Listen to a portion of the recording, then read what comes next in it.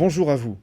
Il existe sans doute mille et une façons de s'intéresser à la musique classique, d'en découvrir les principaux compositeurs et quelques-unes des œuvres qui caractérisent le plus leur personnalité musicale. Dans cette série de vidéos, je vous proposerai de nous intéresser aux dates anniversaires. Je m'appelle David Nicolas et vous regardez votre éphéméride musicale.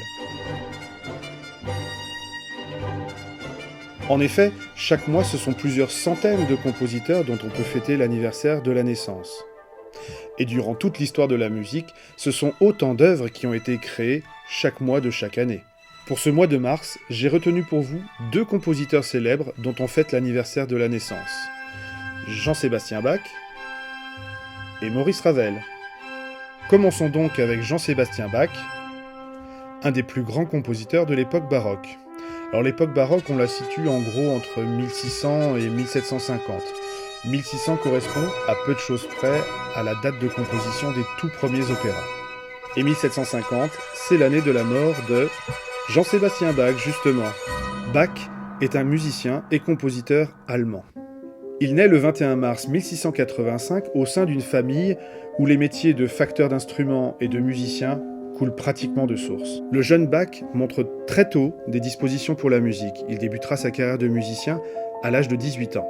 Sa réputation en tant qu'organiste s'étend dans toute l'Allemagne, ses improvisations à l'orgue faisant l'admiration de tous.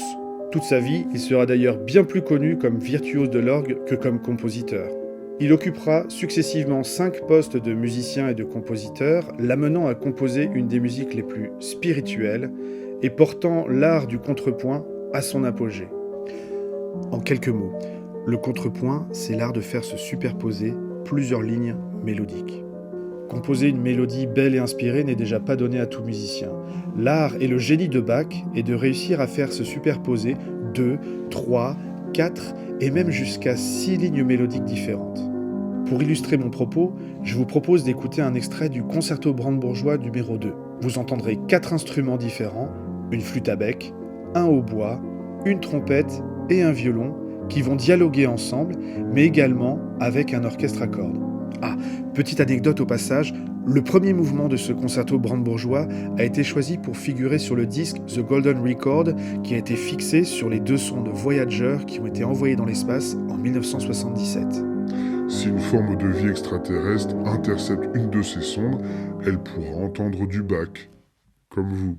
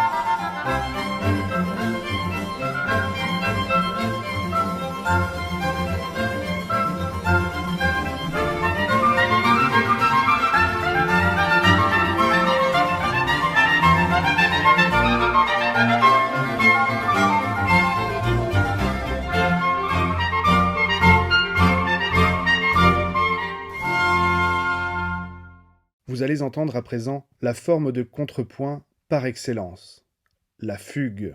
La fugue est un type de contrepoint parmi les plus exigeants, utilisant le principe de l'imitation. Une première voix propose une mélodie assez courte, qu'on appellera sujet. Ce sujet sera alors repris par une seconde voix qui en donnera la réponse, tandis que la première voix continuera de jouer. Chaque ajout de voix enrichit le discours, mais rend l'écriture plus complexe. Écoutons à présent un extrait de la fugue en ut mineur, extrait du premier livre du clavier bien tempéré.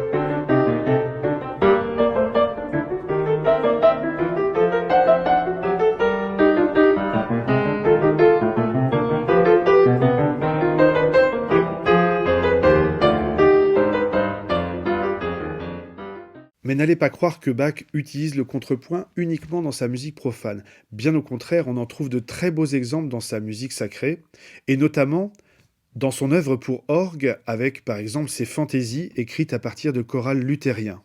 Écoutons un extrait de la fantaisie Comme Heilige Geist pour orgue de Jean-Sébastien Bach. Vous allez voir, c'est très surprenant. Dès la première mesure, votre oreille va être attirée par un foisonnement de notes et 3 voix qui se superposent, tandis qu'une basse, tenue, va accompagner ce contrepoint. Et puis, surprise, on découvre que cette basse n'est pas là simplement pour accompagner le contrepoint, mais qu'elle va donner à entendre une mélodie extraite d'un choral luthérien. Écoutez, c'est absolument saisissant.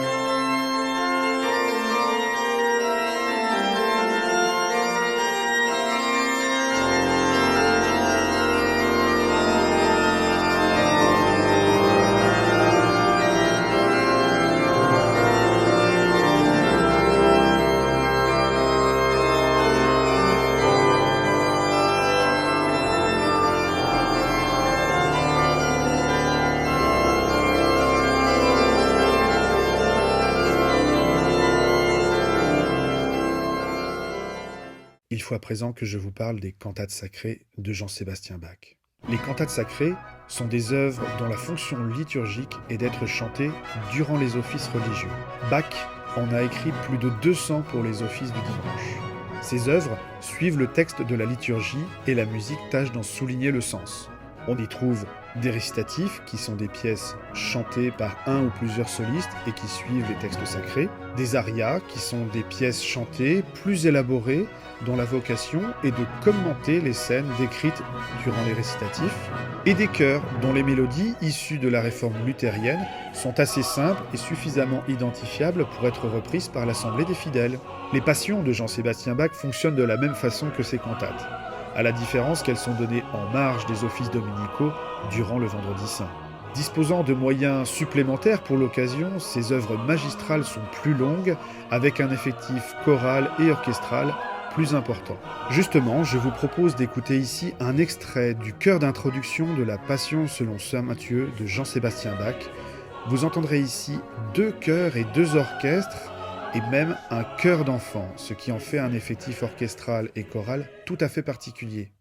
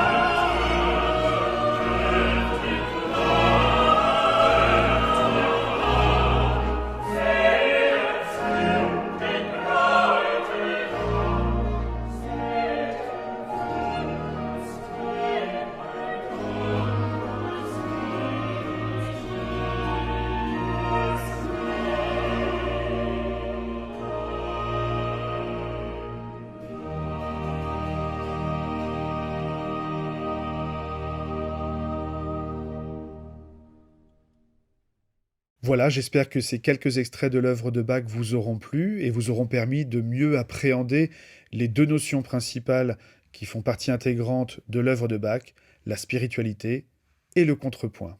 Et toujours à propos de Bach, je terminerai en citant le compositeur romantique Robert Schumann. Devant Bach, nous ne sommes que des enfants. À présent, parlons de... Maurice Ravel est un compositeur français. Il naît le 7 mars 1875 près de Saint-Jean-de-Luz. Comme Bach, il manifeste très tôt des dons particuliers pour la musique. Il fait donc ses études musicales au Conservatoire de Paris auprès des plus grands professeurs de l'époque. Outre divers professeurs de piano, d'harmonie et de contrepoint pour lequel le jeune Maurice Ravel se montre particulièrement doué, il eut comme professeur de composition Gabriel Fauré, qui décela très tôt chez le jeune étudiant les ingrédients qui font les esprits libres et aventureux. En 1899, alors qu'il n'a pas encore terminé ses études, Maurice Ravel compose la désormais célèbre Pavane pour une infante défunte. D'abord écrite pour le piano, Ravel en fera l'orchestration en 1910. Doucement mélancolique, cette œuvre de jeunesse s'inspire d'une danse lente du XVIe siècle.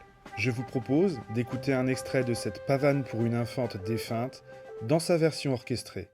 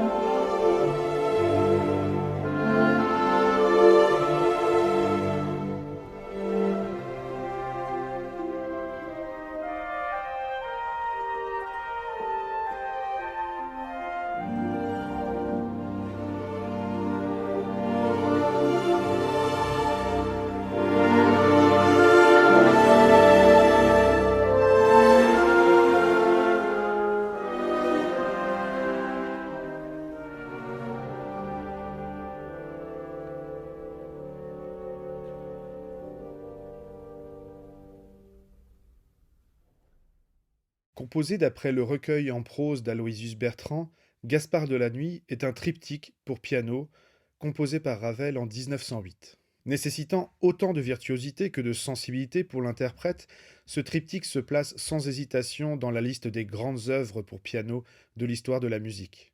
On retrouvera dans cette partition pour piano les caractéristiques de l'écriture de Maurice Ravel. Tout d'abord, la finesse de ses harmonies chatoyantes, mais également le raffinement et la légèreté de ses mélodies. Je vous propose donc d'écouter un extrait de Ondine, première pièce de Gaspard de la Nuit de Maurice Ravel.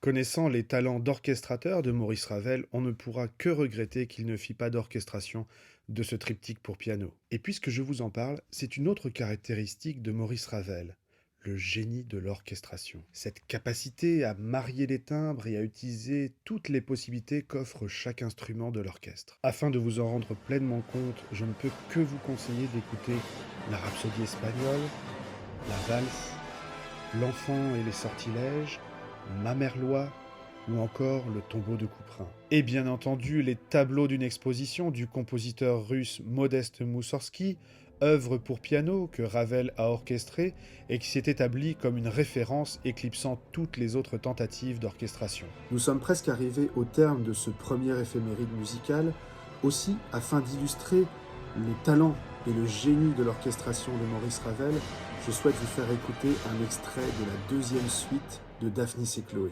Composée entre 1909 et 1912, cette symphonie chorégraphique est un joyau de composition et d'orchestration. Je vous propose d'écouter et de voir un extrait de la version donnée par l'Orchestre de Paris sous la direction de Paavo Järvi à l'occasion du gala d'ouverture de la Philharmonie de Paris le 14 janvier 2015.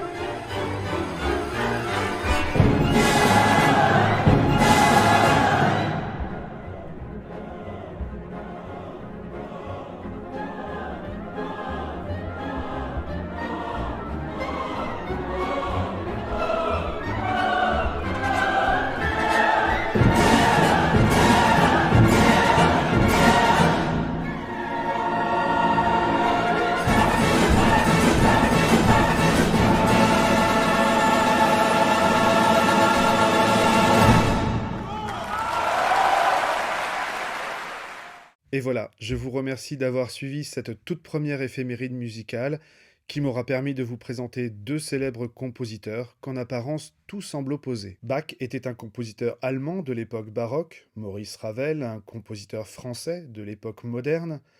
Maurice Ravel n'a jamais écrit une ligne de musique sacrée, tandis que Bach a dédié l'ensemble de son œuvre à Dieu. Il serait commode de faire entrer les compositeurs et leurs œuvres dans des cases, mais l'histoire de la musique n'est pas aussi hermétique. Et en toute logique, des porosités existent entre les différentes époques, et même entre un compositeur allemand mort en 1750 et un compositeur français né en 1875. Les compositeurs de la jeune génération apprendront toujours de leurs aînés, et même Maurice Ravel composera une très belle fugue dans son œuvre pour piano Le tombeau de Couperin, 167 ans après la mort du cantor de Leipzig.